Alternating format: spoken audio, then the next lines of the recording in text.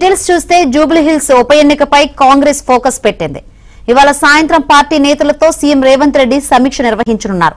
ఈ సమావేశానికి PCC chief Mahesh Kumar Goud, Jubilee hills ఇన్ఛార్జీలు మంత్రులు పొన్నం ప్రభాకర్, తుమ్మల నాగేశ్వరరావు, వివేక్ హాజరు కానున్నారు.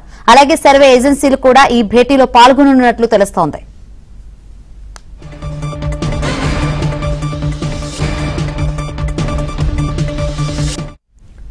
ఈ నెలాఖరులో జూబ్లీ హిల్స్ ఉప ఎన్నిక నోటిఫికేషన్ వచ్చే అవకాశం ఉండడంతో జూబ్లీ హిల్స్ లో అభివృద్ది పనులు, అభ్యర్థి ఎంపికపై మంత్రులతో సీఎం చర్చించనున్నారు.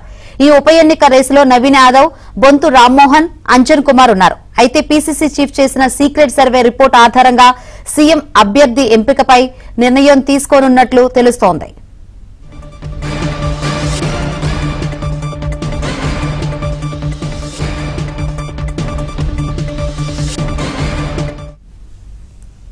జూబ్లీ హిల్స్ ఉప ఎన్నికపై కాంగ్రెస్ ఫోకస్ పెట్టింది. అయితే ఇవాళ సాయంత్రం పార్టీ నేతలతో సీఎం రేవంత్ రెడ్డి సమీక్ష నిర్వహించనున్నారు. సర్వేలు ఏ అభ్యర్థి వైపు చూపిస్తున్నాయంటో తెలుసుకుందాం. మరిన్ని వివరాలు అందించేందుకు మా ప్రతినిధి సిద్ధార్థ లైవ్ ద్వారా సిద్ధంగా ఉన్నారు.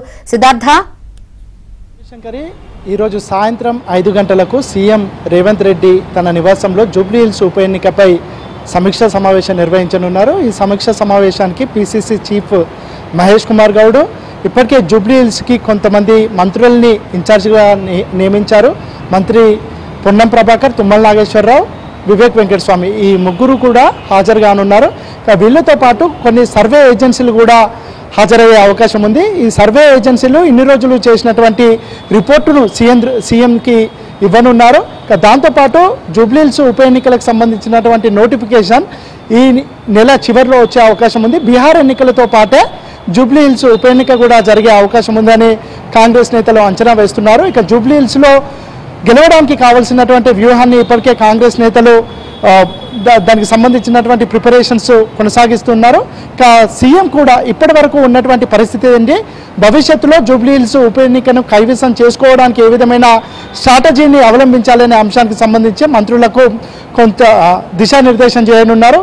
ఇక సర్వే రిపోర్టులు ఏం చెప్తా ఉన్నాయి, ఏ అంశాలను ఆధారంగా చేసుకొని ఎన్నికలకు వెళ్ళాలి, ఎన్నికల్లో కాంగ్రెస్ పార్టీ ఏ విధమైన స్ట్రాటజీని ప్లే చేయాలి, ముఖ్యంగా జూబ్లీ హిల్స్ ఉప ఎన్నికల్లో జూబ్లీ హిల్స్ నియోజకవర్గంలో చేపట్టాల్సినటువంటి అభివృద్ధి కార్యక్రమాలకు సంబంధించినటువంటి చర్చ కూడా ఈరోజు జరిగే అవకాశం ఉంది. ఇక సీక్రెట్ సర్వేను కూడా టీపీసీసీ ఇటీవల చేపట్టింది. దీనికి సంబంధించినటువంటి రిపోర్టును కూడా సీఎం రేవంత్కి ఇవ్వనున్నారు. ఇక ఈ అంశాలన్నింటినీ బేరీజు వేసుకొని అభ్యర్థి ఎంపికను ఏ విధంగా చేయాలనే అంశానికి సంబంధించి కూడా ఈరోజు చర్చ జరిగే అవకాశం ఉంది. ఇప్పటికీ ఒక 3-4 చాలా సీరియస్గా కంటెంటర్గా ఉన్నారు. ఇటు బొంతు రామ్మోహన్ కానీ, అంజన్ కుమార్ యాదవ్ కానీ, లేదంటే ఇంకా కొంతమంది టికెట్ని ఆశిస్తున్నారు. వీళ్ళలో ఎవరికి టికెట్ ఇస్తే బాగుంటుంది, ఇప్పటివరకు ఎవరు బెటర్గా పర్ఫామ్ చేస్తున్నారనే అంశాన్ని కూడా ఈరోజు పరిగణలోకి తీసుకునే అవకాశం ఉంది. ఇక ఇప్పటికిప్పుడు అభ్యర్థిని ప్రకటించకుండా ఎవరికి టికెట్ ఇస్తే బాగుంటుంది అనే అంశానికి సంబంధించి అయితే ఒక నిర్ణయానికి వచ్చే అవకాశం ఉంది.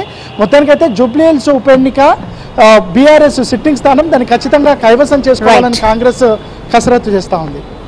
Okay, right, thank you Siddhartha.